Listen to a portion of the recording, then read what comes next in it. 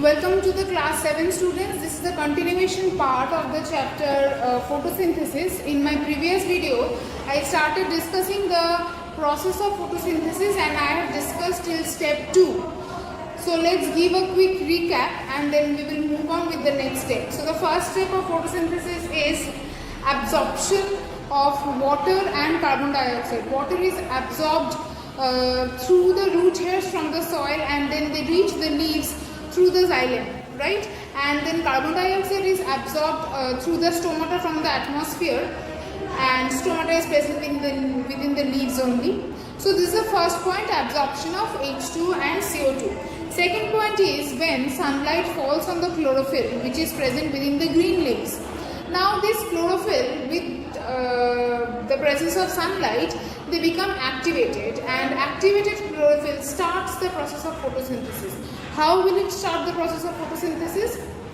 Activated chlorophyll splits up the water which is already absorbed by the root hairs and transported to the green leaves into H plus and OH minus ions, hydrogen ion and hydroxyl ion, and that is the first chemical reaction of photosynthesis which depends on sunlight, because obviously sunlight will activate chlorophyll and then this process will take place, and this takes place in the thylakoid of the chloroplast. Okay.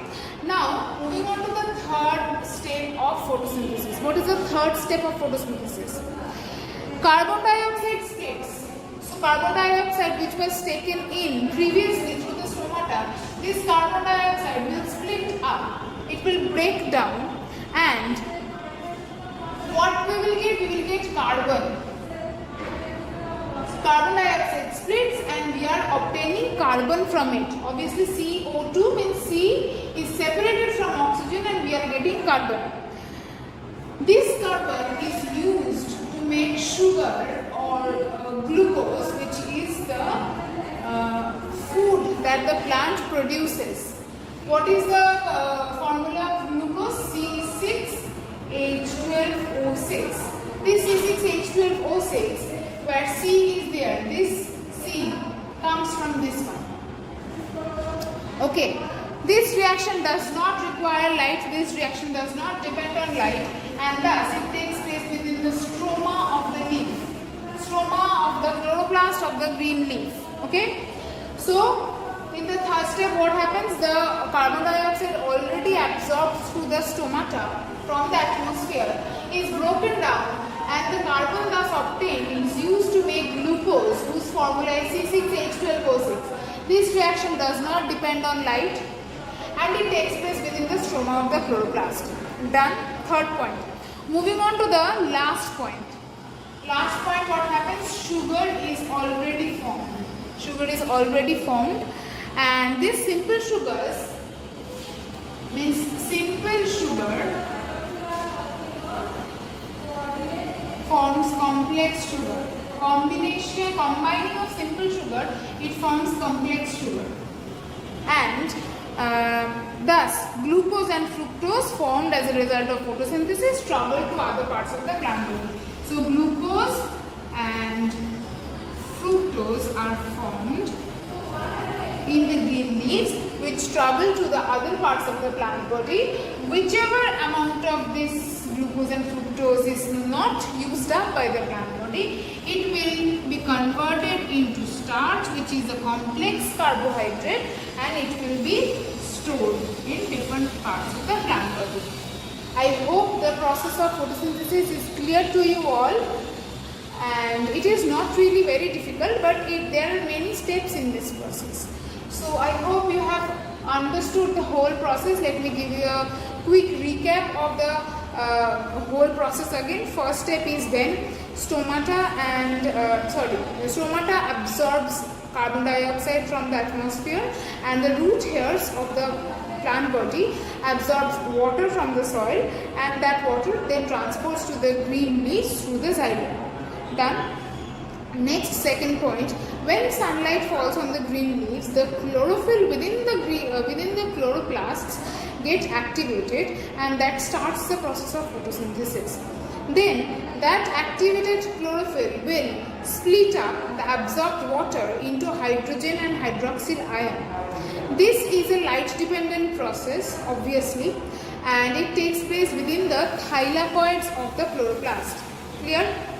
Now in the third step, what happens? The carbon dioxide so absorbed from the atmosphere is broken down and we obtain carbon, and this carbon, when we obtain more such carbons forms, means when we get 6 such carbon molecules, it forms glucose. Okay? And it is not a light dependent process and it takes place within the stroma.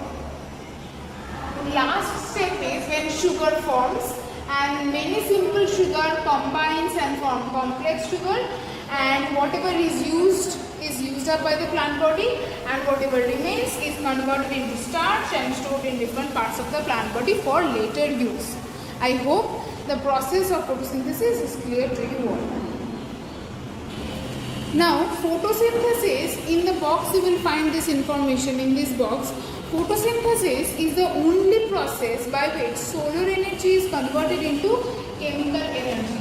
Solar energy is converted into chemical energy. This is the only process where solar energy is converted into chemical energy. Now, one more information you will find in page number 62. Did you know, at the bottom, did you know is that pine trees and other conifers, conifers means coniferous trees, the other trees like pine trees, they have evolved over the years to grow in a triangular shape. So we all know that pine tree looks like this, right? So they maintain this triangular shape. Over the years, they keep on maintaining this triangular shape because of photosynthesis. Why? The triangular shape exposes most of its needles. So their leaves are more or less like needles, right?